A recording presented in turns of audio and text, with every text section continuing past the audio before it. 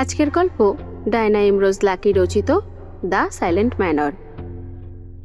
ভোরের আলোটা এখনো নরম, ধান ক্ষেতের ওপর কুয়াশা হালকা ঘোমটার মতো ঝুলে আছে। শিশিরে ভেজা বাতাসে ধানের মিষ্টি গন্ধ, দূরে কোথাও মুরগির ডাক। দিঘির পাড়ে একটা ব্যাঙ ছপাত করে লাফ দিল। সকালটা অন্য দিনের মতো শান্ত, কিন্তু আজ গ্রামের বাতাসে অজানা এক অস্থিরতা।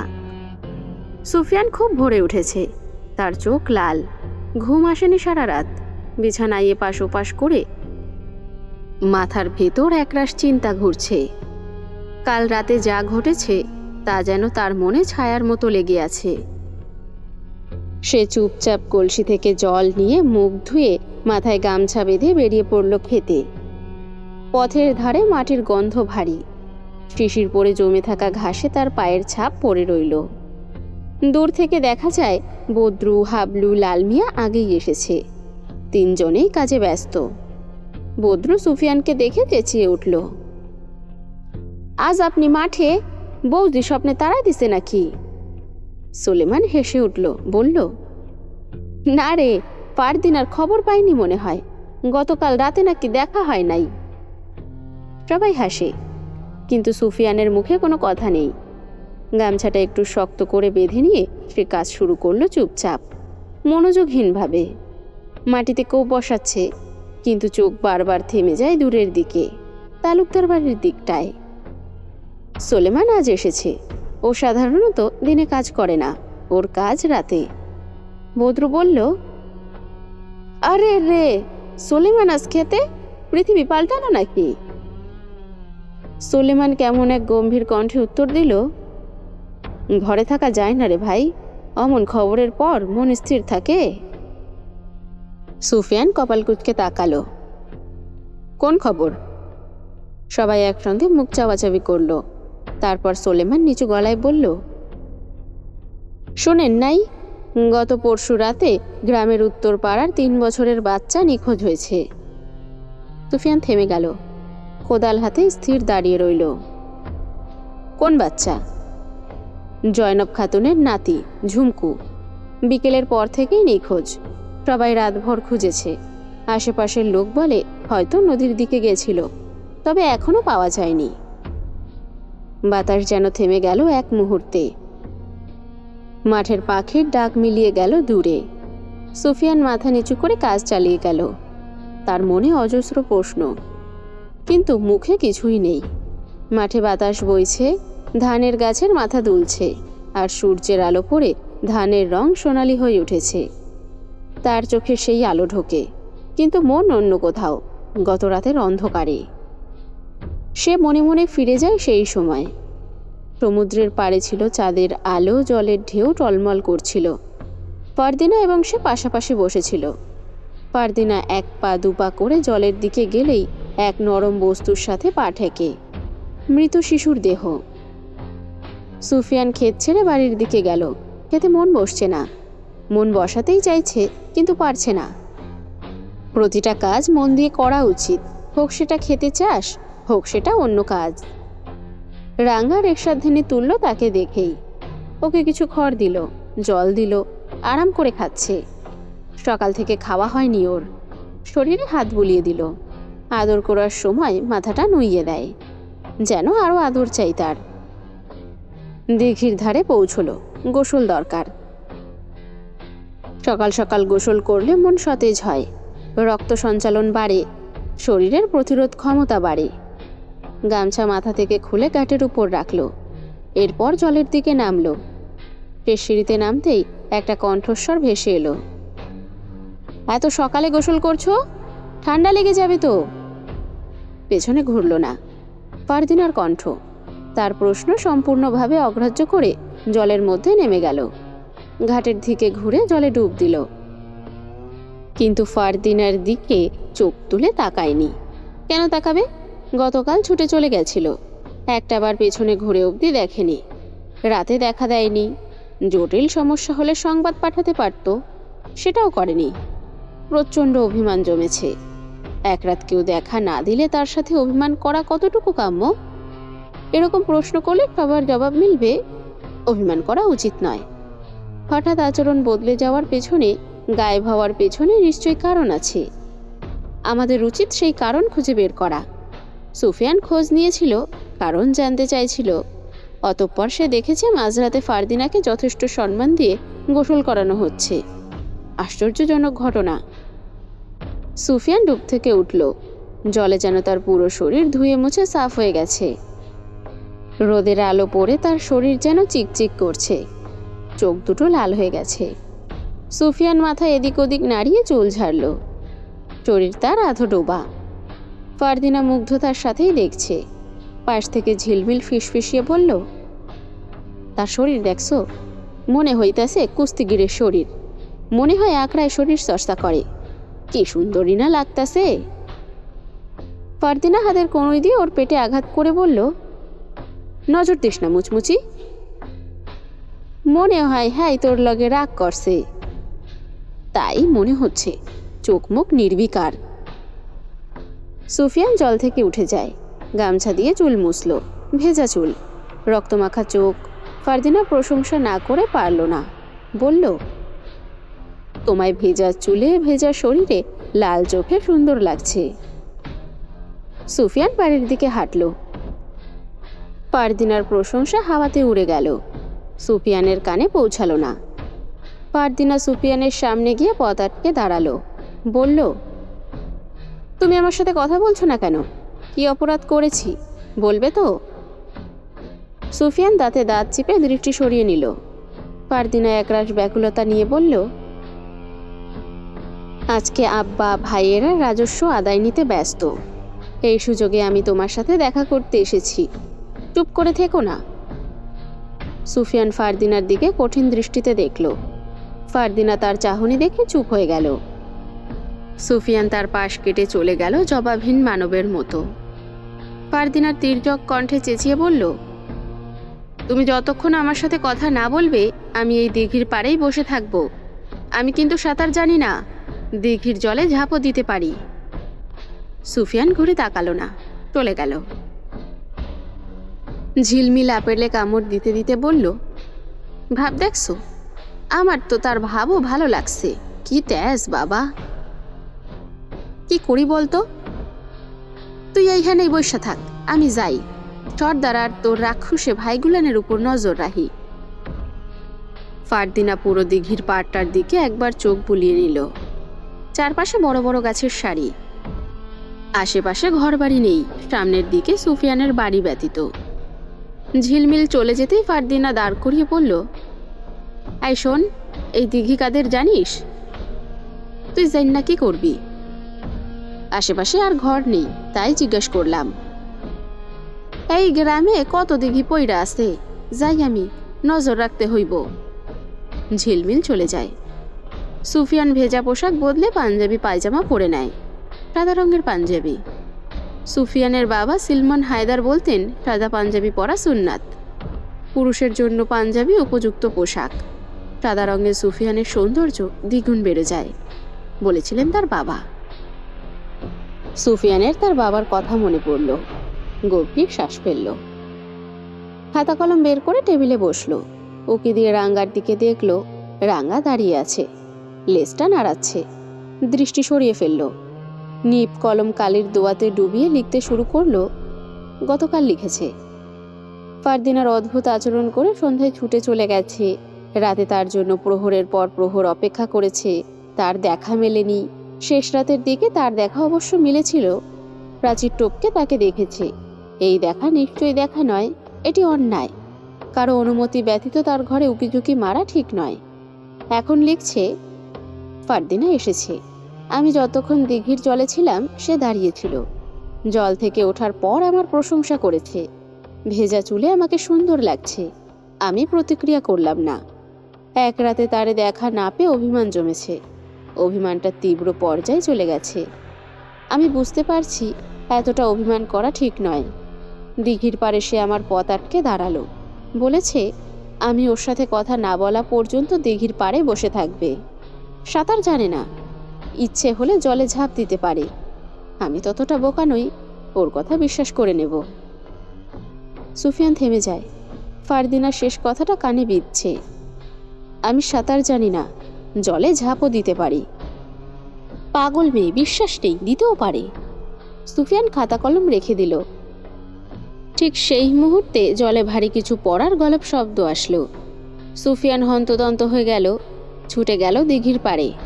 আশেপাশে কোথাও ফারদিনা নেই। জলে ঢেউ খেলছে, গভীর ঢেউ। সুফিয়ান তির্যক কণ্ঠে ফারদিনা বলে চেঁচিয়ে শেষ সিঁড়িতে নামতেই ফারদিনার হাসির শব্দ ভেসে আসলো। কাঁধ শক্ত করে পেছনে তাকালো। ফারদিনা হাসছে। তার সম্মুখে এসে দাঁড়ায় সুফিয়ান। ফারদিনার হাসি দেখছে। সে ঠিক আছে। সে যেন হাফ ছেড়ে বাঁচল। ফারদিনার হাসি দেখে তারও হাসি পাচ্ছে। হাসা যাবে না, অভিমান অভিব্যক্তি ধরে রাখতে হবে। ফারদিনা থেমে বলল, কি বাসিওয়ালা, ভয় পেলে বুঝি? আমি এত সহজে তোমাকে ছাড়ছি না। আমি তোমার জীবন থেকে চলে যাব, এরপর অন্য কেউ এসে সেই জায়গাটা দখল করুক? না, এটা আমি কখনোই চাই না। সুফিয়ান ঠোঁটের কোণ পিছে হালকা হাসি আনলো। ফারদিনা বিনা বিধায় গতকাল কি করেছে না করেছে সব খুলে বলল। সুফিয়ান সেসব তোয়াক্কা না করে বলল, ভালোই লাগছে। ফারদিনা থেমে বলল, কি ভালো লাগছে? তোমার রঙে ঢঙ্গে কথা বলা। তার মানে তুমি গতকাল আমাকে মনে করেছো? আমার কথা ভেবে তোমার মন খারাপ হয়েছে? সত্যি না? সুফিয়ান একরাশ নীরবতা নিয়ে গভীর শ্বাস ফেলল। বলো না। ফারদিনা তাড়া দিল। তুমি আমার অভ্যেস হয়ে গেছো। প্রতিদিন কানের কাছে বসে ইতিহাস শোনাতে থাকো। আমি অভ্যস্ত হয়ে গেছি। এতদিন বিরক্ত করেছো, বিরক্ত হইনি। গতকাল রাতে বিরক্ত করনি, তখন আমি বিরক্ত হয়েছি। তোমার দেখা মেলেনি, আমি তখনও বিরক্ত হয়েছি। ফারদিনা নির্বিকার কণ্ঠে বলল, গতকাল আমরা একটা বিশেষ দিন পালন করেছি। তোমাকে আর ব্যাখ্যাও দিতে পারিনি, আমি দুঃখিত। ফারদিনার কথাগুলো অন্যরকম শোনালো। সুফিয়ান প্রসঙ্গ পাল্টে বলল, তুমি এভাবে কাউকে না জানিয়ে শুনিয়ে আমার কাছে চলে আসো।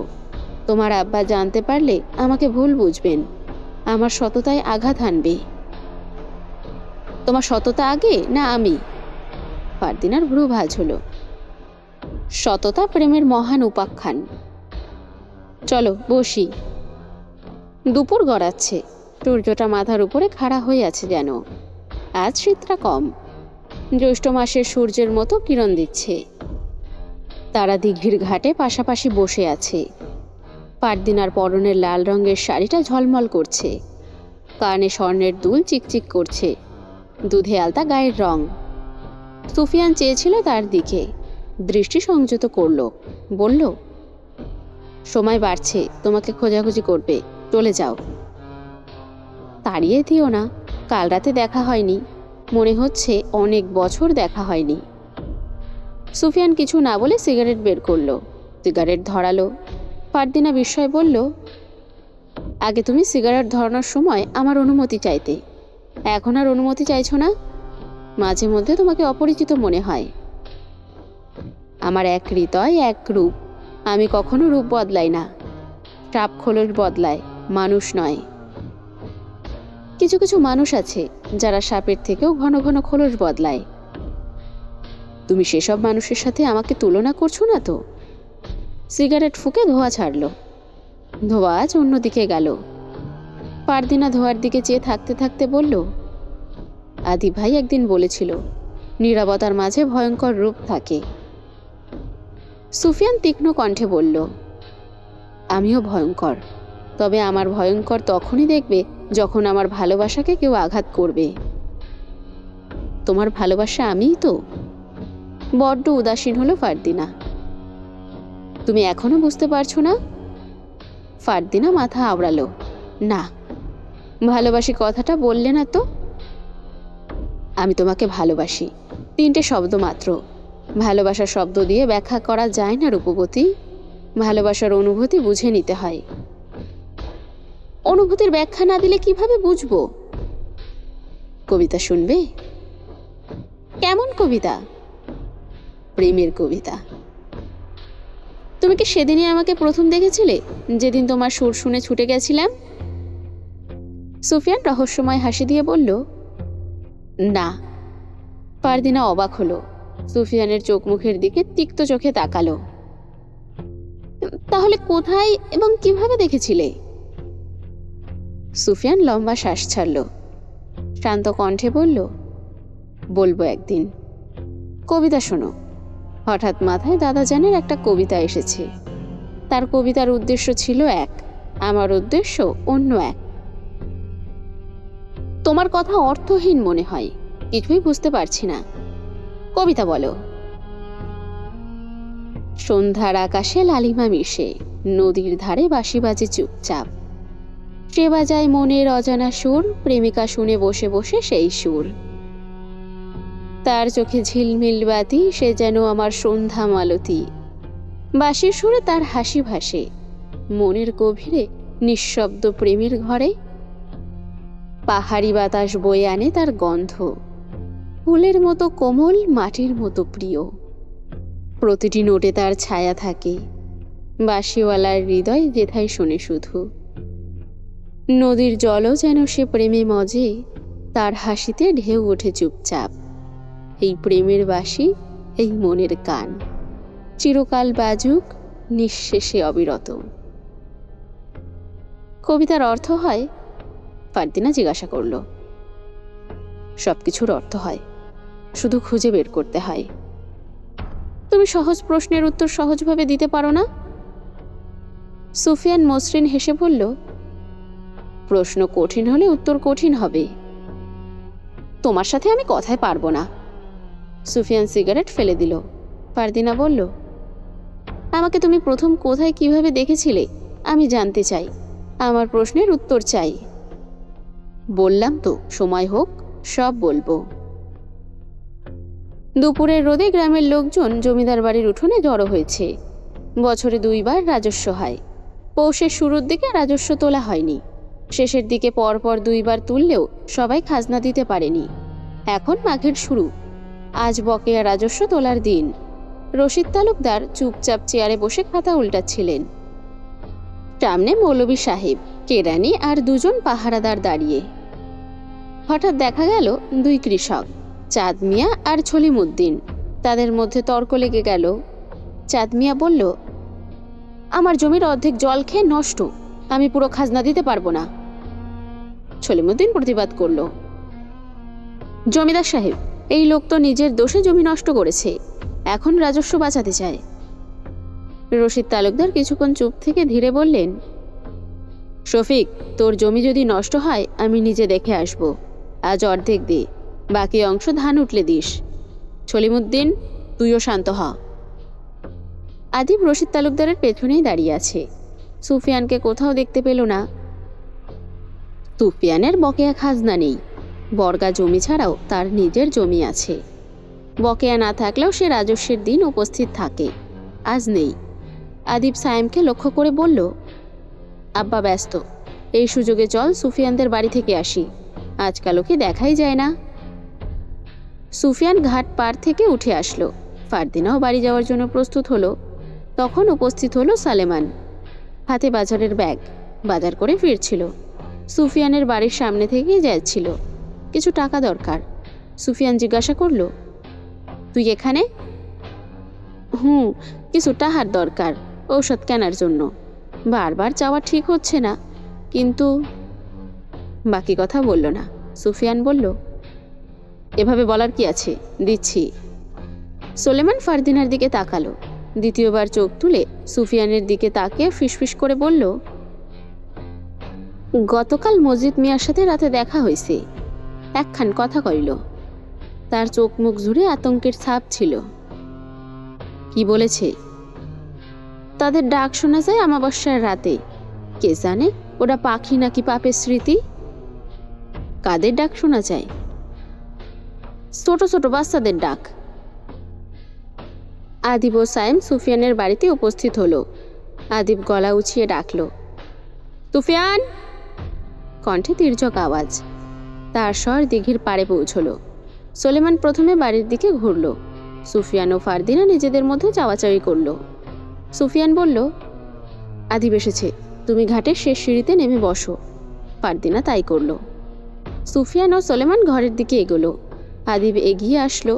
রাঙার দিকে একবার তাকালো, বলল, তোর পোষা অশ্বের নাম কি রেখেছিস?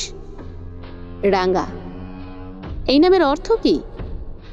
অর্থ খুঁজে নাম রাখিনি, ও দেখতে ভারী সুন্দর, গায়ের রংটা চকচক করছে, এই জন্য ওর নাম রাঙা। সাইমের দৃষ্টি এলোমেলো। সাইম কখনোই স্থির থাকতে পারে না, চেয়েও থাকতে পারে না, সর্বদা ভাবে কে কাউকে খুঁজছে নতুন শিকারের জন্য। আদিব সুফিয়ানকে বলল, আজ রাজস্ব ছিল, তুই যাস না কেন? সুফিয়ান হালকা করে অবাক চোখে বলল, আজ রাজস্ব ছিল? আজকাল সব ভুলে যাচ্ছিস, কি ব্যাপার? কিছু হয়েছে? কোনো সমস্যা? আমাকে খুলে বল। ভুলে যাওয়ার রোগ সুফিয়ানের ছিল না। আজকাল সে ফারদিনাকে নিয়ে প্রচণ্ড ভাবছে। মানুষের সারাদিন অনেক ভাবনা থাকে। সকালে ঘুম থেকে উঠে কি করবে, সারাদিনে তার কি কাজ, কোথায় যেতে হবে, কার সাথে দেখা করতে হবে, সেসব কিছু ছেড়ে এখন ফারদিনাকে নিয়ে ভাবছে। অন্য কিছু ভাবার সময় কোথায়?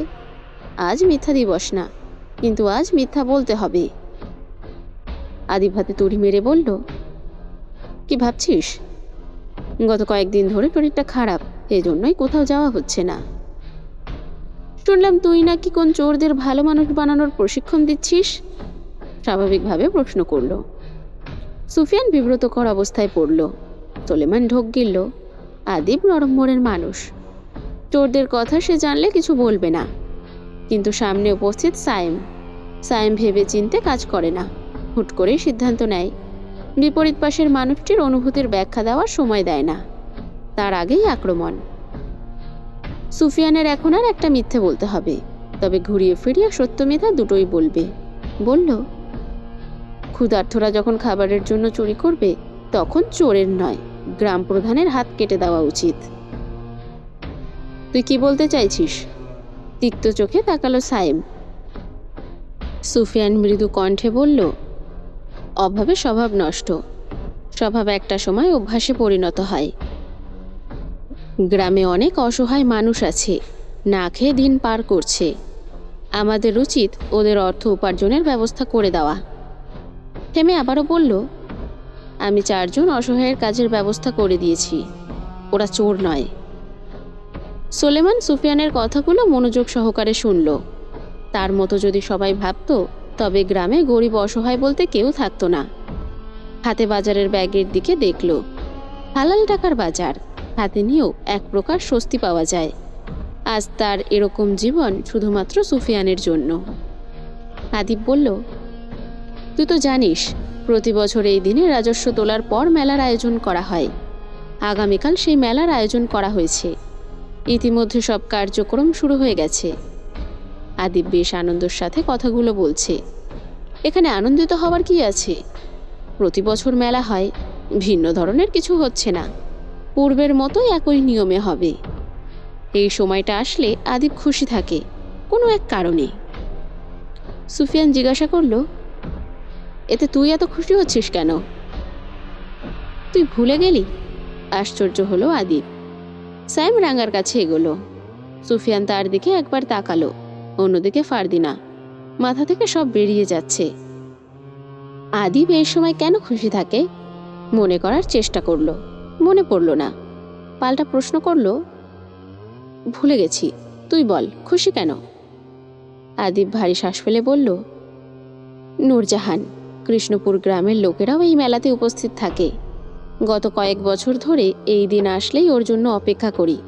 কেমন আছে, কি করছে একটু জানতে চাই। গত সময়টাতেও তার দেখা মেলেনি, আজও আমি ওর দেখা পাওয়ার অপেক্ষা করি। সুফিয়ানের এবার স্পষ্ট মনে পড়ল নূরজাহানের কথা। তাকে আদিব ভালোবাসত। নূরজাহানের বিয়ে অন্য কোথাও হয়ে যায়, কিন্তু আদিবের মনে এখনও নূরজাহানের বসবাস। সুফিয়ান হেসে বলল, তোরা মেলার ব্যবস্থা কর, তোরা দায়িত্বে হাত না লাগালে মেলার আয়োজন ঠিকঠাক মতো হবে না। আদিব তার রাইস টেনে বলল, তুই যাবি না? আমার শরীর ভালো না, তার উপরে ঘরে একটু কাজ আছে, পেরেই আসবো। সাইম রাঙাকে দেখছে। রাঙা খুবই সুন্দর, দৃষ্টি কেড়ে নেওয়ার মতনই। সাইমের চোখ পড়ল বাড়ির কোনাকুনির দিকে, ছোট্ট ছোট্ট গাছপালার ফাঁক ফোকর দিয়ে দিঘির পাড়ের দিকে। লাল লাল কিছু উঠছে। সাইম আদিবকে লক্ষ্য করে বলল, ভাই, দিঘির পাড়ে কেউ আছে, তুই থাক, আমি দেখে আসছি। দিঘির পাড়ে ফারদিনা? সুফিয়ান বিস্ময়ে তাকালো সাইমের দিকে, বলল, যাস না, মানে। থেমে গেল সুফিয়ান, পুনরায় বলল, আমি অশ্বের জন্য একটা লাল চাদর কিনেছি, ওর ঠান্ডা লাগে, মাঝে মধ্যে শীতে কাঁপে, তাই। আদিব হা হয়ে বলল, অদ্ভুত, আজকাল তোর কর্মকাণ্ড পরিবর্তন হয়ে যাচ্ছে। ছাড়, আমরা যাই, তুই আগামীকাল সময় মতো পৌঁছে যাস সমুদ্র পাড়ে, মেলায় কিন্তু খুব মজা হবে। সুফিয়ান মুখে হাসি নিয়ে মাথা আওড়ালো, সে আসবে। আদিব চলে যায়। সাইম দিঘির পাড়ে ঘুরে একবার দেখল, লাল রংটা দেখা যাচ্ছে না, হয়তো বাতাসে গাছের আড়ালে চলে গেছে। সুফিয়ান হাঁপ তেড়ে বেঁচে দিঘির পাড়ের দিকে গেল। ফারদিনা সিঁড়িতেই বসে আছে, তার মাথায় আদুরে হাতে সুফিয়ান আঘাত করল। তোমার ভাইয়েরা আরেকটু হলেই তোমাকে দেখে ফেলতো, তখন কি হতো? সে পাশে বসল। তুমি তাদের ভয় পাও? বললাম তো, আমি আমার জন্য কাউকে ভয় পাই না। আমার জন্য তোমাকে ভয় পেতে হবে না। এখন বলো, প্রথম আমাকে কোথায় দেখেছো? তার আগে তুমি এটা বলো, তখন জলে কিসের শব্দ আসলো? আমি বড় একটা মাটির চাক ফেলেছি, আমি জানতাম জলে কিছু পড়েছে, আলাপ পেলেই তুমি ছুটে আসবে, তাই হলো, বলে শব্দ করে হাসল। সুফিয়ান হেসে বলল, এই হাসি চিরদিন অক্ষয় থাকুক। ফারদিনা প্রসঙ্গ পাল্টে বলল, আগামীকাল মেলা বসবে, তুমি আসবে তো? নিশ্চিত বলতে পারছি না, চেষ্টা করব আসার জন্য। নিশ্চিত কেন না? সুফিয়ান সেকেন্ড কয়েক চুপ থেকে বলল, আসবো, আদিব মেলার জন্যই আমাকে বলতে এসেছিল। তুমি জানো, প্রতি বছর এই মেলায় নূরজাহানের আসার সম্ভাবনা থাকে। কালো কি সম্ভাবনা আছে? সম্ভাবনা আছে, তবে আসলে আদিব ভাইয়ের জন্য ভালোই হবে। আদিব ভাই এখনো তাকেই ভালোবাসে? মলিন কণ্ঠে প্রশ্ন করল ফারদিনা। বাসে, আর হয়তো চিরদিন বাসবে। আমি যদি কোনোদিন হারিয়ে যাই? তুমি হারিয়ে গেলে সেদিন আমি নামক মানুষটাও হারিয়ে যাবে। বিকেলের আলোটা যেন সোনার গুঁড়োর মতো ছড়িয়ে পড়েছে তালুকদার বাড়ির বাগানে। চারপাশে বড় বড় গাছ, পাখিরা ডাকছে চিচি, ফোয়ারা থেকে টুপটাপ জল পড়ছে।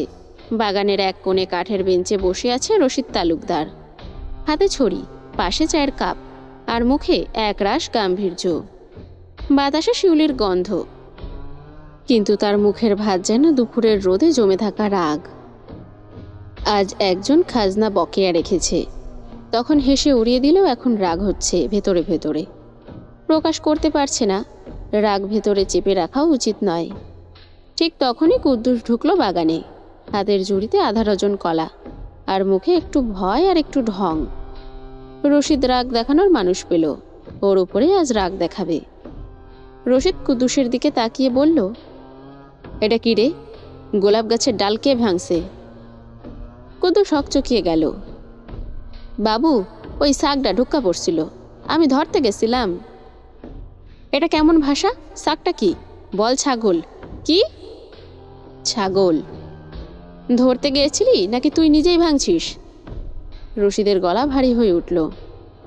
তোকে তো বলেছিলাম গাছগুলো রাজার মালের মতো দেখবি, এখন দেখ, পাতা কাটা ডাল সব ভাঙা।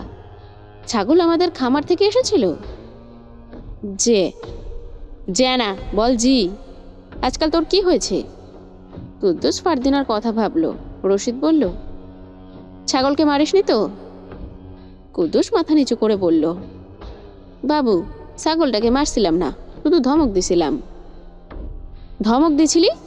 রশিদ হেসে উঠল ঠোঁট বাঁকিয়ে। তোর ধমকেই মনে হয় ছাগল লজ্জা পায়। কুদ্দুস হাসল। রশিদ রাগ দেখাতে চাইছিলেন, হলো না। হাসতে চেয়েছিলেন না, কিন্তু হেসে ফেলল। বাতাসে হাসির হালকা ঢেউ উঠল। পেছনে নাশপাতি গাছ থেকে একটা পাকা নাশপাতি পড়ল ধূপ করে। রশিদ চুমকে তাকিয়ে বললেন, তোর ভাগ্য ভালো কুদ্দুস, তোকে যদি বকাঝকা না করতাম হয়তো এটা তোর মাথায় পড়তো। বলে হো হো করে হেসে উঠলেন। এক চুমুক চা মুখে নিল। খেতে ভালো লাগছিল না, পান মুখে দিল। কুদ্দুস দাঁত বের করে হাসল। তাইলে ভাগ্য ভালো বাবু, আপনি হুদাই রাগ করেন। রশিদ তালুকদার ছড়ি ঠুকে বললেন, তুই ভাগ্যবান কুদ্দুস, কিন্তু আর একবার গাছের ডাল ভাঙলে তোর ভাগ্য আমি নিজেই ভাঙব। বাগানে হাসির রোল উঠল। সূর্য ডুবে যাচ্ছে পশ্চিমে, রোদ নরম হয়ে এসে গাছের পাতায় ঝলমল করছে। রশিদ তালুকদার পান চিবোলো, আর কুদ্দুস গাছের চারপাশে জল ঢালছে, গুনগুন করে গাইছে গান। বাবু রাগ করেন, তবু তার মন শোনা। রশিদের কানে কুদ্দুসের গানের সুর ভেসে যায়। পিকদানিতে পিক ফেলল, বলল, তোর মালকিন বেঁচে থাকতে কোনোদিন আমায় নিয়ে গান করলো না, আর তুই করলি। এত বকাঝকা করার পরও আমাকে ভালোবাসিস? আপনার বকার মাঝেই ভালোবাসা লুকায় আছে। এভাবেই বাগানের বিকেলটা হাসি, রোদ আর একটু বকাঝকায় মিশে একদম জীবন্ত হয়ে উঠল। জয়নাব বেগম বয়স আনুমানিক 60-এর উপরে। লাঠির উপরে দিয়ে চলতে হয় তার। শ্যামলা গায়ের রং, চুলগুলো পেকে গেছে। সামনে একটা দাঁত নেই, দাঁত না থাকায় চেহারা বদলে ভিন্ন রূপ নিয়েছে। চিপচিপে গরম। তালুকদার বাড়ির সামনে এসে দাঁড়ালো সে। বাড়ির ভেতরে উকিঝুঁকি মারল। উদ্দেশ্য তার রশিদ তালুকদারের সাথে দেখা করা। একজন পাহারাদারের সামনে দাঁড়ালো। ভারী দেহ সাথে কঠিন কণ্ঠে বলল, কি চাই এখানে? জমিদার বাবুর লগে একটু জরুরি কথা কওয়া দরকার। উনি এখন কারোর সাথে কথা বলবে না, কাল আসুন। জয়নব আকুতি কণ্ঠে বলল, কথা আমার কওনি লাগবো, যাইতে দেন। পাহারাদার খেপে গেল। তার খেপে যাওয়ার পেছনে কারণ আছে। এক বৃদ্ধা একবার সাহায্যের জন্য এসেছিল। পাহারাদার রশিদের অনুমতি ব্যতীত ঢুকতে দেন বাড়ির মধ্যে। প্রচণ্ড রেগেছিল রশিদ সেদিন। হঠাৎ একজন বৃদ্ধ সাহায্য চাওয়াতে তিনি রেগে গেল। যা তা কথা শুনিয়েছিল বৃদ্ধা এবং পাহারাদার দুজনকেই। তারপর থেকেই পাহারাদার কাউকে বিনা অনুমতিতে ভিতরে ঢুকতে দেয় না, আজও দিতে চাইছে না। রশিদ ঘরের ভেতরে যেতেই চোখ পড়ে বাড়ির ফটকের দিকে। একজন বৃদ্ধা মহিলা সাদা কাপড়ে দাঁড়িয়ে পাহারাদারের সাথে কিছু বলছে। রশিদ পাহারাদারকে লক্ষ্য করে উচ্চস্বরে বলল, কে রে? কে এসেছে? ভেতরে নিয়ে আয়। জয়নব অবশেষে ভেতরে প্রবেশ করল। রশিদ পুরোনায় বেঞ্চে বসল। জয়নুল ধীরে ধীরে হেঁটে গিয়ে তার সামনে দাঁড়ালো। সম্মানের সাথে সালাম দিল। রশিদ সালামের জবাব দিল, বলল, ওয়ালাইকুম আসসালাম। তা এই সময়ে এইখানে কি চাই? বাবু, আমার নাতনি ঝুমকু গত 2 দিন ধইরা নিখোঁজ। বুড়া মানু, একলা একলা আর কত খুঁজতে পারি, তাও অনেক খুঁজছি, পাইলাম না। আপনি যদি সাহায্য করতেন। রশিদ বিশ্রী কণ্ঠে বলল, আপনার নাতনিকে কি এখন আমি হারিকান নিয়ে খুঁজব? বাক্যটি জয়নবের কানে পৌঁছানো মাত্র আঘাত হানল। রশিদ রাখতে চাইল না। হঠাৎ কেউ অদ্ভুত স্বরে ভাষা ব্যবহার করে ফেলল, বুঝতে পারল না। ঠান্ডা গলায় বলল, বয়স কত ছিল? 3 বছর। আপনার বাড়ি কোথায়? পুরান নদীর পাড়ে। নদীতে ডুববা মরে যায়নি তো? চিন্তিত অভিব্যক্তি করল সে। ও কথা কইবেন না বাবু, মা বাপ মরা নাতনি আমার। জয়নব থেমে আবারও বলল, ঝুমকু সন্ধ্যার সময় নিখোঁজ হইছে। উঠানে বইয়া খেলতে আসিল। সন্ধ্যায় আজান পড়ে। আমি ওরে কইলাম আজান পড়তাছে, তুই ঘরে আয় আর খেলিস না। বইলা আমি ঘরে লণ্ঠন জ্বালাইতে ঢুকলাম। এরপর সব চুপচাপ। আমি বাইরে যাইয়া দেখি খেলনা বাটি পইরা আছে, আমার নাতনি নাই। বলে কাঁদল জয়নব। রশিদ ছড়িটা মাটির ওপর ঘোরাচ্ছে। পানের থালা থেকে একটা পান মুখে দিল। পান চিবোতে চিবোতে বলল, ইতিহাস তো জানতে চাইনি। বলছেন খারাপ না, ভালোই হয়েছে। কেউ হারিয়ে গেলে খোঁজার দায়িত্ব তো আমার না। দারোগার সাথে কথা বলবো, দেখি কি করা যায়। জয়নব আবেগের সাথে বলল, আমার নাতনি ডারে যেন আল্লাহ বাসায় রাহে, আমিও অপেক্ষায় থাকবো। জয়নব তালাম দিয়ে যেতেই রশিদ পুনরায় প্রশ্ন করল, সেদিন সন্ধ্যায় কাউকে দেখেছিলেন? সন্দেহজনক মনে হয়েছে এমন? জয়নব ভেবে উত্তর দিল, সন্ধ্যা সুই সুই সময় একজন লোক পাগড়ি দিয়া মুখোশ পইরা নদীর পাড়ে ঘুরঘুর করছিল। আমি গ্রাহ্য করি নাই। সে কে হতে পারে? কইতে পারুম না বাবু। রশিদ ইশারায় জয়নবকে যেতে বলল। উনি চলে যায়। কুদ্দুস পাশে বসে সব শুনেছে এতক্ষণ। রশিদের কাছে এগিয়ে বলল, একটা কথা বলবো? রশিদ বিরক্ত স্বরে বলল, আবার কি হলো? কদিন আগে শামসুলের ছেলে পাঁচু এভাবেই নিখোঁজ হয়, পরে ওর লাশ মেলে। আমার তো ভয় হচ্ছে, যদি ঝুমকু। আহ, শব্দ করে রশিদ বলল, মরণ একভাবে হবেই, তাতে এত ভাবার কি আছে? দারোগা তদন্ত করছে, আশা করি খুনি যেই হোক শীঘ্রই ধরা পড়বে। আজমাত সন্ধ্যার শীতল হাওয়া উপভোগ করছে বাড়ির ছাদে বসে, হাতে সিগারেট। রাশিয়ার থেকে নিয়ে আসা নস্যি শেষ। কুদ্দুসকে দিয়ে সিগারেট আনিয়েছে। এক একটা সিগারেটের মূল্য 8 আনা। আজ সে কোথাও বের হয়নি। আগামীকাল গ্রামে মেলা বসবে। মেলার কথা শুনে প্রথমে অবাক হয় আজমাত। মেলা সম্পর্কে জানার জন্য আদিবের কাছে যায়। আদিব মেলার বর্ণনা দেয়। নুপুরের আওয়াজ পাওয়া গেল। আজমাত ঘুরে তাকালো। ফারদিনা এসেছে। কালো রঙের শাড়ি পরা, চুলগুলো ছেড়ে দেওয়া, ভেসে আসা মৃদু বাতাসে দুলছে চুলগুলো। ফারদিনা শাড়ির আঁচল মোড়াচ্ছে। আজমাত বলল, তোমাকে কালো রঙের সুন্দর দেখাচ্ছে। তোমার মতো সুন্দরী নারী হয় না।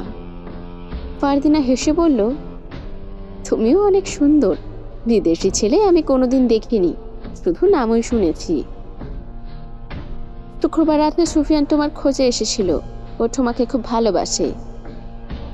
ফারদিনা সুফিয়ানের বিষয়টা অগ্রাহ্য করে উড়িয়ে দিয়ে বলল, আমাকে ওর মতো অনেকেই ভালোবাসে। তুমি নিশ্চয়ই ওকে ভালোবাসো। আমি ওর মতো সাধারণ একজনকে কেন ভালোবাসতে যাব? কি বলছো? আজমাত ফারদিনার মুখোমুখি হলো। ফারদিনা রেলিং ধরে দাঁড়ালো, বলল, ও আমার বন্ধুর মতো, এর বেশি কিছুই নয়।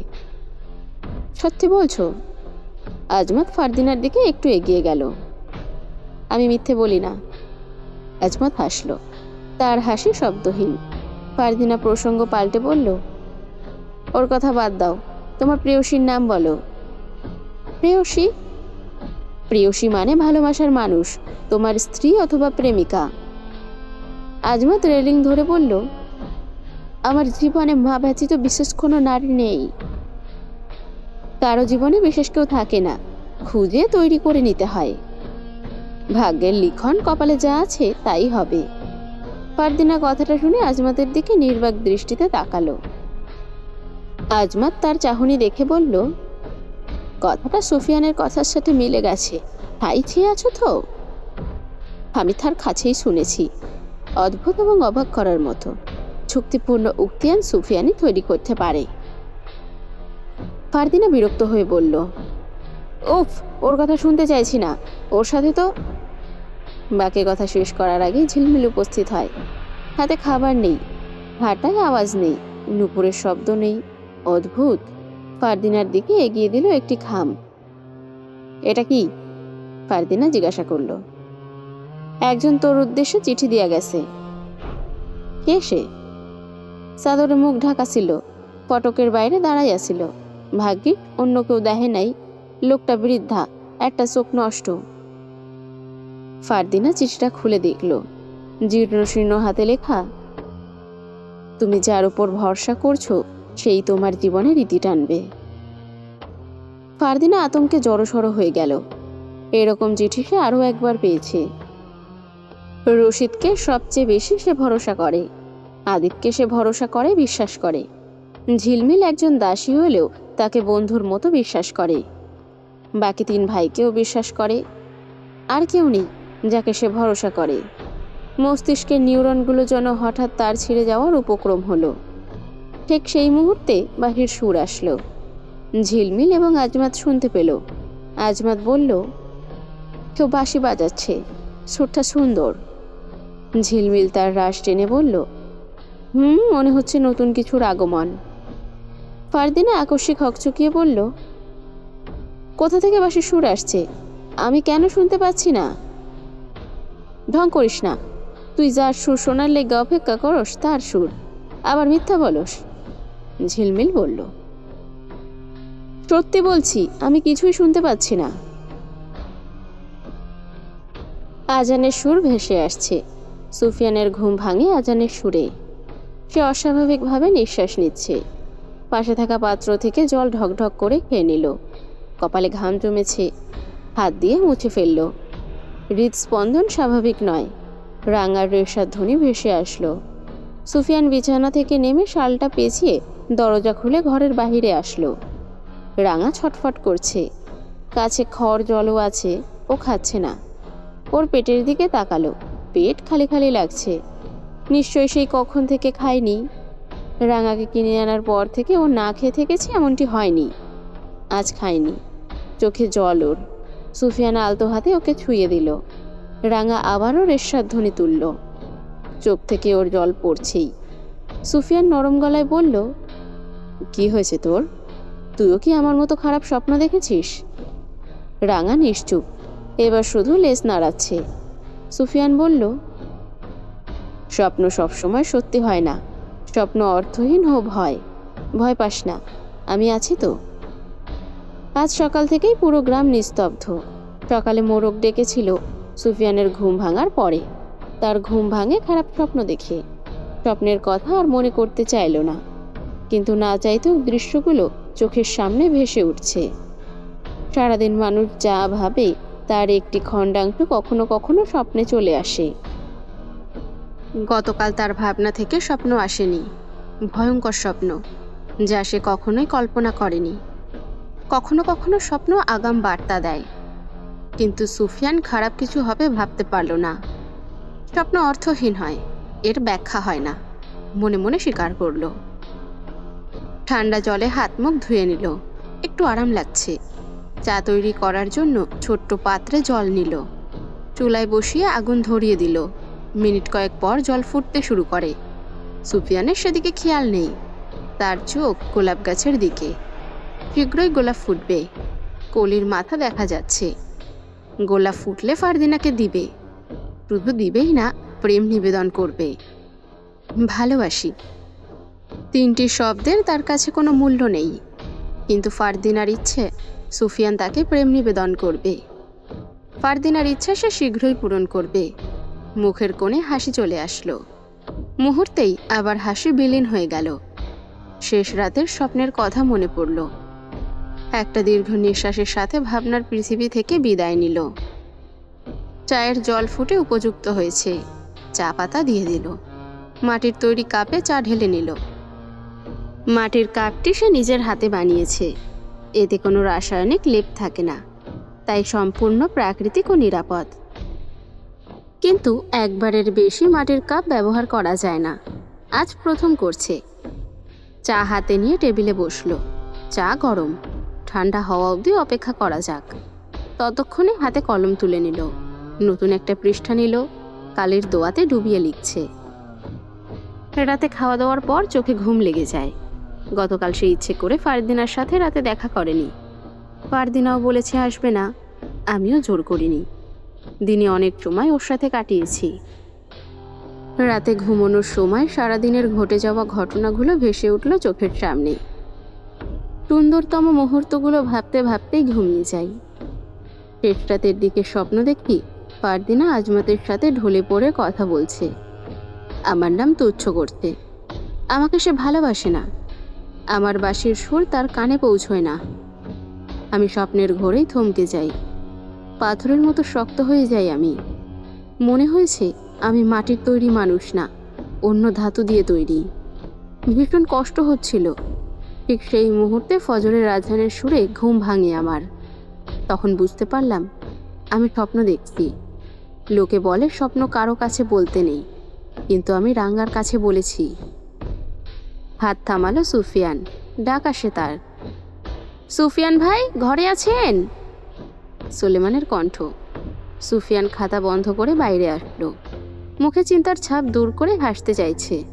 নিজেকে স্বাভাবিক করতে চাইছে, পারছে না। হাসি আসছে না। ভেজা মুখখানা দেখল সুলেমান। তেজে গুজে এসেছে ও। বলল, আপনারে ওরকম দেখাচ্ছে কেন? কি রকম? সুফিয়ান বারান্দায় বসে সিগারেট ধরালো। গত দুদিন ধরে সিগারেট কম খাওয়া হচ্ছে। আজ চেয়েছিল খাবেই না। দুশ্চিন্তার কারণে সিগারেট ধরালো। লম্বা লম্বা টানে ধোঁয়া ছাড়ল।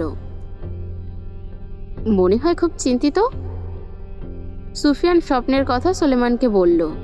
স্বপ্নের কথা কাউকে বললে কিছুই হয় না, লোকে ভুল বলে। সুলেমান তার স্বপ্নের কথা শুনে বলল, স্বপ্নের কথা কাউকে বলতে নাই। আপনি বলছেন কাউরে? রাঙাকে। ও কি বলল? ও ওর ভাষায় বলেছে স্বপ্নের অর্থ হয় না। বলেছে? যাক, তাহলে তো ভালোই। আপনি এসব নিয়ে চিন্তা করবেন না। যাবেন না? কোথায়? সুফিয়ান চোখ তুলে তাকালো। আজ মেলা, ভুলে গেলেন? সব কৃষকরা এবং গ্রামের সবাই নদীর পাড়ে উপস্থিত হবে। বিশাল করে মেলার আয়োজন করা হয়েছে। সুফিয়ান সত্যিই ভুলে গিয়েছিল। গতকাল আদিব বলে গিয়েছিল উপস্থিত থাকতে।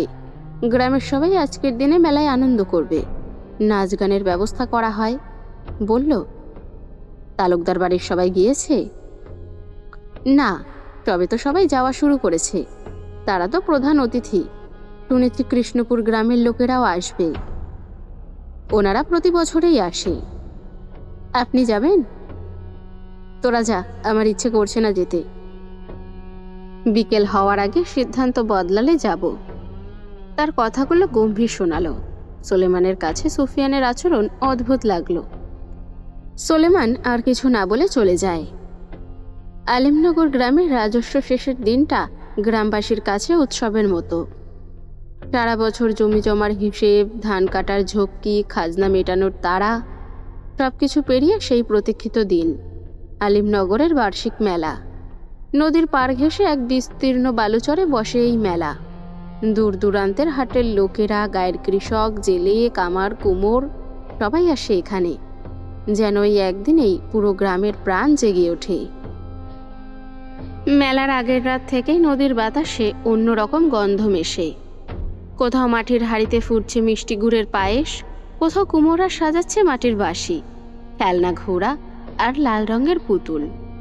দূর থেকে দেখা যায় যেন আকাশ জুড়ে ঝুলছে ছোট ছোট তেলের প্রদীপ। মেলা প্রাঙ্গণের চারপাশ যেন রঙিন হয়ে উঠেছে। সকালের সূর্য ওঠেনি, কিন্তু শুরু হয় কোলাহল। গ্রামের পথ জুড়ে মানুষ, গরুর গাড়ি, পালকি, পায়ে হেঁটে আসা দল বেঁধে নারী পুরুষ, কেউ মাথায় চাঁদি, কেউ হাতে মাটির হাঁড়ি নিয়ে এগিয়ে আসে মেলার দিকে। শিশুদের চোখে উজ্জ্বল আলো। তাদের কাছে মেলাই পৃথিবীর সবচেয়ে বড় বিস্ময়। বাঁশের খুঁটিতে বাঁধা পতাকাগুলো বাতাসে দুলছে। লাল, নীল, হলুদ কাপড়ে মোড়া সেই খুঁটিগুলো যেন গ্রামের আনন্দের প্রতীক। মেলা বসেছে 3 ভাগে। প্রথম ভাগে দোকানপাট, গুড়, চিড়া, মুড়ি, তেল, খেলনা, কাপড়, কাঠের তৈরি গয়না, সারি সারি দোকান। দোকানদাররা উচ্চস্বরে ডাক দিচ্ছে, এই দেখো মিঠাই, 1 পয়সায় 2টা। পাশের দোকানে বাজছে ঢোল, তার সামনে দাঁড়িয়ে কেউ আবার বাঁশি বাজাচ্ছে। বাতাসে মিষ্টির গন্ধ, গুড়ের মিষ্টি আর মানুষের শরীরের ঘাম মিশে এক অদ্ভুত গন্ধ তৈরি করেছে, যেটা কেবল মেলাতেই পাওয়া যায়। দ্বিতীয় ভাগে শুরু হয়েছে নাচ গান। খোলা আকাশের নিচে বাঁশের মঞ্চ, তার উপর ঝুলছে রঙিন কাপড়। ঢাক ঢোল বাজছে, বেহালা ও হারমোনিয়ামের সুরে একদল গায়েন গাইছে পালা গান। তাদের গলার সুর, মুখে হাসি, চোখে আলো। গল্পের তালে তালে গ্রামের মানুষ তালি দিচ্ছে, কেউ হাসছে, কেউ আবার কান পেতে শুনছে। পালা গানের পাশে বসেছে বায়োস্কোপওয়ালা। কাঠের বাক্সে চোখ লাগিয়ে দেখা যায় অদ্ভুত সব চলমান ছবি। বাচ্চারা গুচ্ছ গুচ্ছ দাঁড়িয়ে আছে। 1 পয়সা দিয়ে সেই জাদু দেখা যেন জীবনের বড় প্রাপ্তি। তৃতীয় ভাগে আছে পশুর হাট। গরু, ছাগল, অশ্ব সবই এখানে আসে বিক্রয়ের জন্য।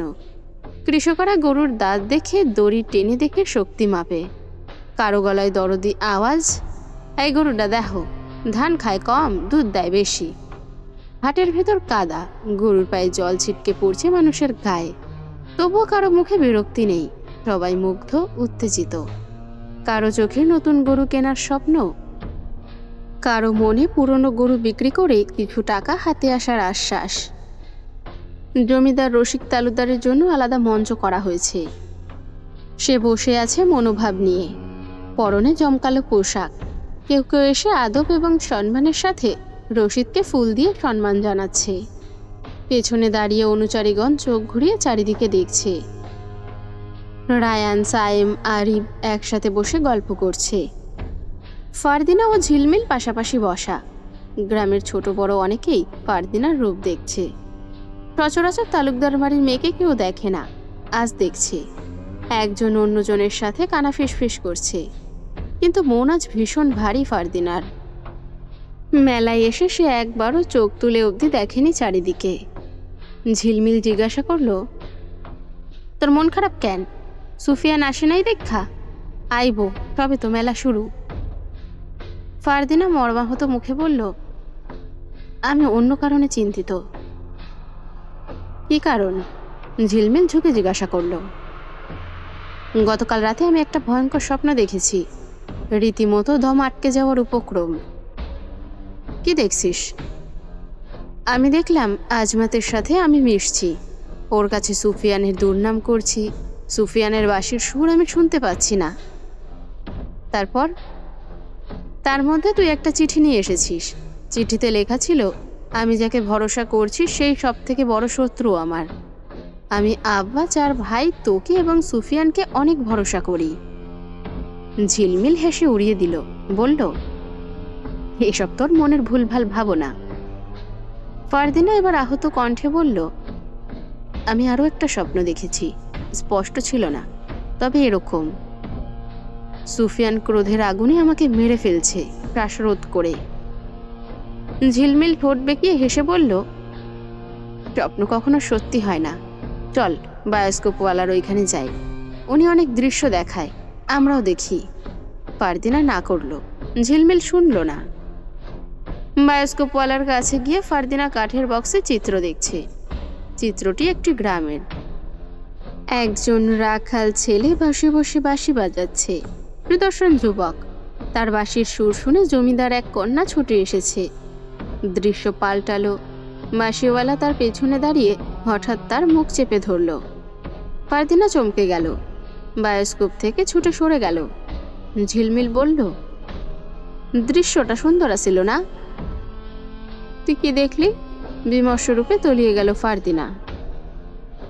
একজন বাঁশিওয়ালা বাঁশি বাজাইছে, তার সুর শুই না একজন সুন্দরী কন্যা দৌড়াই আইল। পরের দৃশ্যে তাদের বিয়া হইল, বলেই হাসল ঝিলমিল। ফারদিনা গম্ভীর মুখে চোখ মাটিতে নিল। চোখে মুখে হতাশার ছাপ দেখে ঝিলমিল জিজ্ঞাসা করল, কি হয়েছে তোর? আজ তোর এমন লাগতেছে কেন? ফারদিনা চোখ তুলে বলল, আমি অন্য কিছু দেখলাম। বাঁশিওয়ালা ছুটে আসা মেয়েটিকে মেরে ফেলতে চাইছে।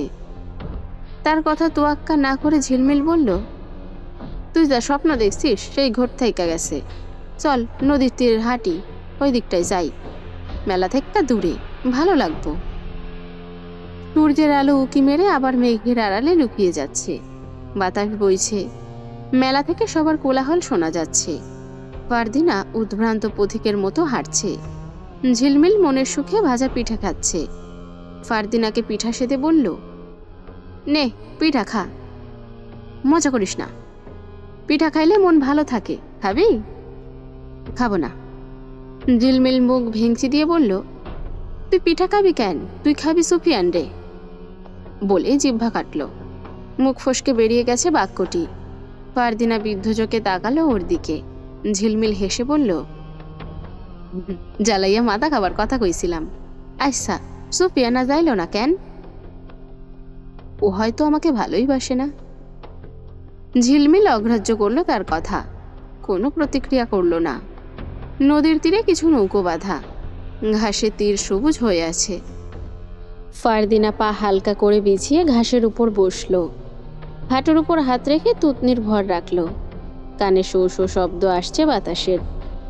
ঝিলমিল খাওয়া ছেড়ে বলল, তোর এত মন খারাপ, তোর শুকনা মুখ আমার মোড়ও ভাল লাগতেছে না। কি সব স্বপ্ন দেখছিস? দেখ, স্বপ্ন সত্যি হয় না।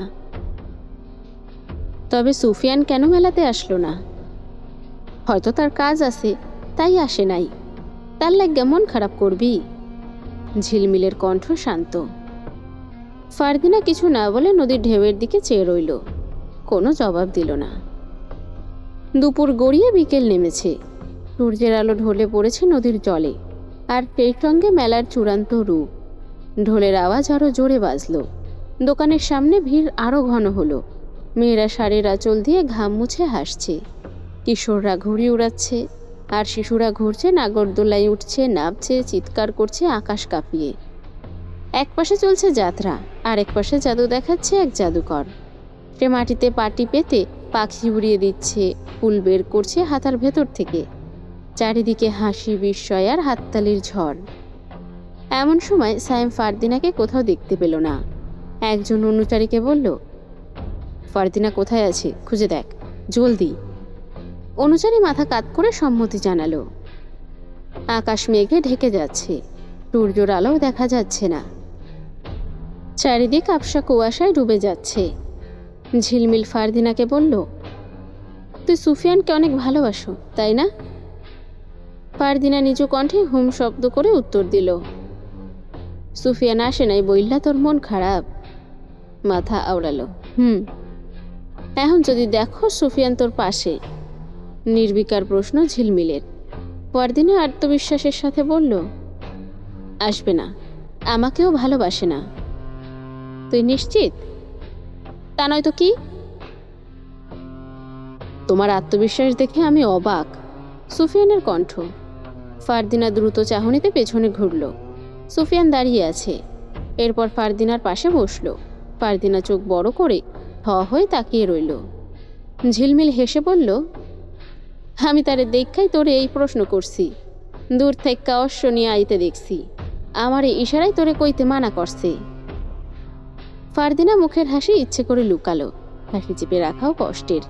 সে বুঝতে দিবে না সে খুশি হয়েছে সুফিয়ানকে দেখে। ঝিলমিলের দিকে ঘুরে বলল, তুই আমার সাথে মজা করছিস না? এর শোধ নিব, দাঁড়া। সুফিয়ান বলল, ওর দোষ নেই, আমাকে বকো। ফারদিনা কিছু বলল না। ঝিলমিল বলল, আমি দূরে যাই, তোরা কথা ক। ফারদিনা এখন রেগে নেই, কিন্তু চোখের সামনে ভেসে উঠেছে রাতের স্বপ্ন, কঠিন স্বপ্ন। তখন থেকেই তার ভেতর ভয়, আতঙ্ক বিরাজ করছে। সুফিয়ানকে বলা দরকার, নাকি সে চিন্তা করবে? আবার ভাবে সে হয়তো অগ্রাহ্য করে উড়িয়ে দেবে, বলবে স্বপ্ন কখনো সত্যি হয় না, স্বপ্নের ঘোর কেটে গেলে ভয়ও কেটে যাবে। সে বলতে চাইল না। মন খারাপ? সুফিয়ান বিমর্ষ কণ্ঠে জিজ্ঞাসা করল। না। চুপ করে আছো যে, আমার সাথে কথা বলবে না? ফারদিনা দু চোখ সহ ভ্রু কুঁচকে কিঞ্চিত বিস্ময়ে তাকালো সুফিয়ানের দিকে। সুফিয়ানের কণ্ঠে আজ যেন রেশ নেই। বড্ড ক্লান্ত দেখাচ্ছে তাকে, নিষ্প্রাণ দেখাচ্ছে তার মুখখানি। সুফিয়ানের চেহারার সাথে এরূপ অভিব্যক্তি যেন কিছুতেই যাচ্ছে না। সুফিয়ান ফারদিনাকে চুপ থাকতে দেখে বলল, আজ ময়না পাখি এত শান্ত কেন? এত চুপচাপ ক্লান্ত চেহারা তোমার সাথে যাচ্ছে না। ফারদিনা এখন আরেকটু দ্বিধায় পড়ল। তার ভাবনার সাথে সুফিয়ানের ভাবনার সাথে কিভাবে মিলল? তার ভাবনার শহর থেকে যেন সুফিয়ান তাকে পাল্টা প্রশ্ন করল। ফারদিনা বলল, তুমি আসতে দেরি করেছো, তাই মন খারাপ। মেয়েরা মিথ্যে বলে ওদের চোখ তা বলে দেয়। তুমি মিথ্যা বলছো। আমি আসতে দেরি করেছি, এর জন্য একটু মন খারাপ হয়নি, কিন্তু তুমি বিষণ্ণতায় ভুগছো মেয়ে। ফারদিনা কিছুতেই স্বপ্নের কথা বলতে চাইছে না। এখন কি জবাব দিবে সে? মাথা নিচু করে নখ খুঁড়তে শুরু করলো। সুফিয়ান শীতের শালটাকে ডান হাতের নিচ থেকে নিয়ে কাঁধে রাখলো। সিগারেট বের করলো। বাতাসে দুইবার সিগারেট ধরাতে ব্যর্থ হয়, তৃতীয়বার ধরাতে পারল। ফারদিনার মুখ গম্ভীর। সুফিয়ান ফারদিনার দিকে ঝুঁকে বলল, জানো আমি কি স্বপ্ন দেখেছি? ফারদিনা এবার তীক্ষ্ণ দৃষ্টিতে তাকালো। চোখ মুখে প্রশ্ন ফুটে উঠেছে। কেউ স্বপ্ন দেখেছে? কি দেখেছে? ফারদিনা আগ্রহ প্রকাশ করে বলল, কি দেখেছ? তুমি ধলা বিলাইয়ের সাথে প্রেম করছো, আমার সাথে বেইমানি করছো, আমার বাঁশির সুর শুনতে পাওনি। থেমে গেল সুফিয়ান, দৃষ্টি নদীর ওপারে। ফারদিনা বলল, তারপর? সুফিয়ান সিগারেটের ধোঁয়া ছেড়ে বলল, বাকিটা আবছা আবছা দেখেছি, তবে মনে হচ্ছিল আমি তোমাকে মেরে ফেলছি। বলে আওয়াজ করে হেসে উঠল। ফারদিনার কাছে এই হাসি রহস্যময় মনে হলো। বলল, হাসছো কেন? সুফিয়ান মোহময় কণ্ঠে বলল, স্বপ্নরাও স্বপ্নে আমাদের স্বপ্নের জগৎ নিয়ে খেলা করে। নয়তো যে মানুষটাকে সবচেয়ে বেশি ভালোবাসি তাকে কি কখনো নিজের হাতে মারা যায়? পারদিনার দুচোখে আতঙ্ক ছড়িয়ে জল জমল, ঢোক গিলল। দুজন মানুষ একই দিনে একই স্বপ্ন কিভাবে দেখল? সে যেন প্রশ্নের জগতেই হারিয়ে গেল।